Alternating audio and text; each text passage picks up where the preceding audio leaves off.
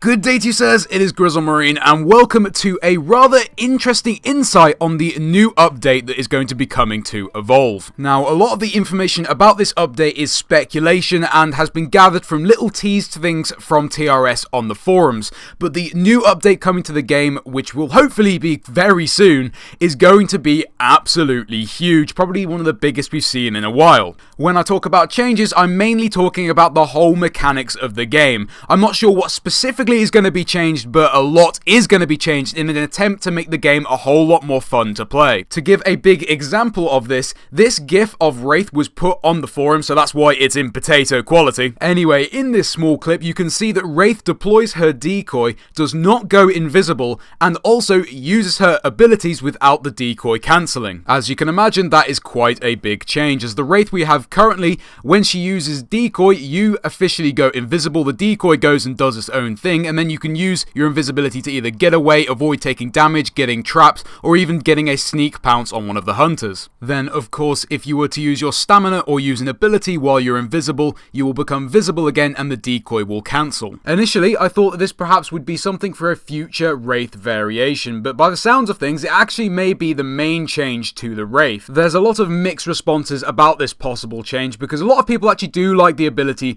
to go invisible, hence why I do think this as a variation could be a really good add. That way, those people that do like the ability to go invisible with decoy can still have that option.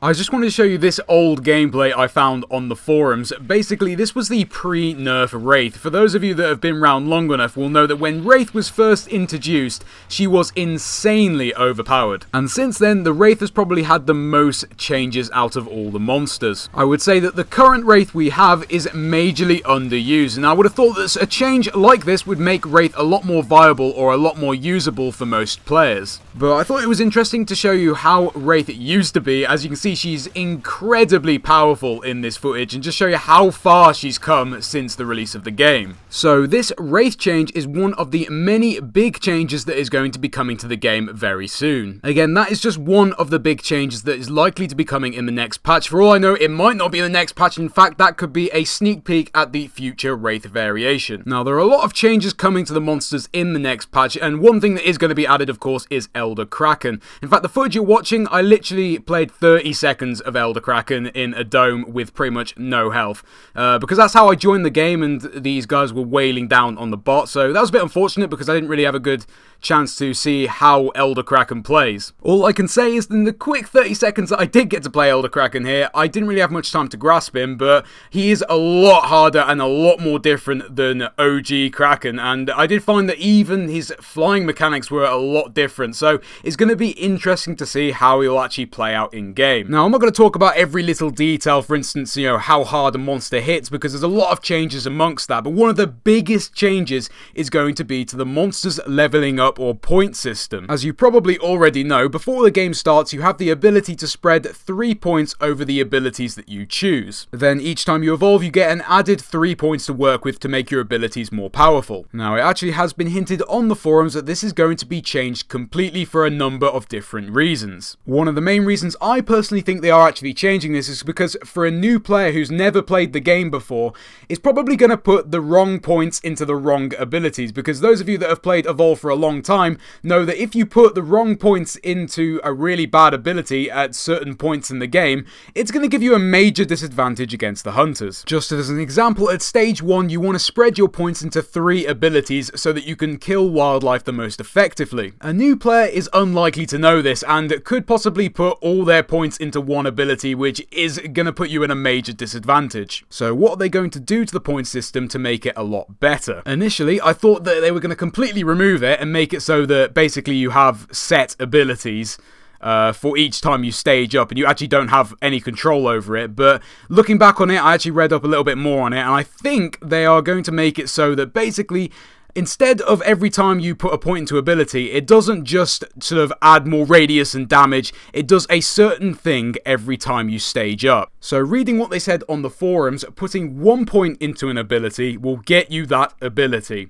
Putting 2 points into the ability will basically increase its utility and also increase its radius and reduce its cooldown. then putting 3 points into the ability will be the only time that you'll have a damage increase. Hence why I would have thought that perhaps stage 3 is going to be a little bit more powerful. Anyway, that's what someone has found from small collective things that the devs have teased on the forums. Anyway, the main point of this patch being to make it a lot more fun for everyone. One thing that I know a lot of you will be very pleased to hear is they have worked heavily on Flee Till 3. If you don't know what Flee Till 3 is, basically monsters that do not want to fight the hunters at all and basically just constantly run until they're stage 3 and then go in for the fight. It's actually unknown to what they've done to try and stop this from happening, but I guess it will be interesting to see when the patch does finally come out. For instance, one thing that they did in the past to try and help this issue is change the dome time from 5 seconds to pretty much instantly. I find it pretty impressive that we actually used to deal with a 5-second dome. You may be thinking that these are all just major changes for the monsters, but I do believe they are actually doing a lot of changes to the hunters as well.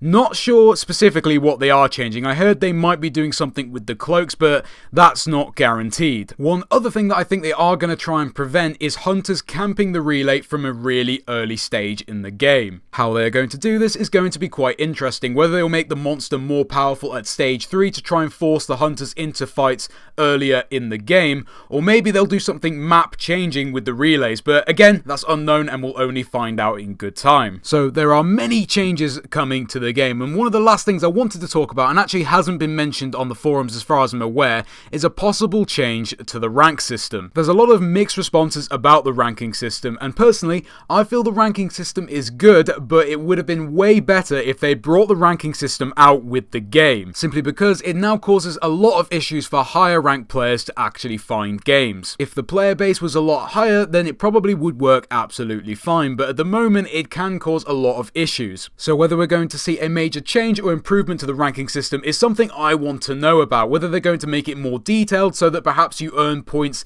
more on your actual ability of how you played in the game, or it's possible we might see the complete removal of it altogether, but I find that highly unlikely. Anyway, it does sound like we're going to be getting some interesting things in the next patch or patches. Just remember that everything in this video I've said is pretty much speculation or things that have been sort of teased to us, so nothing is finalized or guaranteed to happen. But either way will be interesting, and it wouldn't surprise me if we get something else that we're not expecting. TRS, after all, do like their surprises. So as unlikely as it might seem, be on the lookout because we might be surprised with a new map, a new variant, or something incredibly game-changing. Who knows? But anyway guys, I hope you enjoyed the video. Do leave a like on it if you did enjoy, and I'll see you in the next video.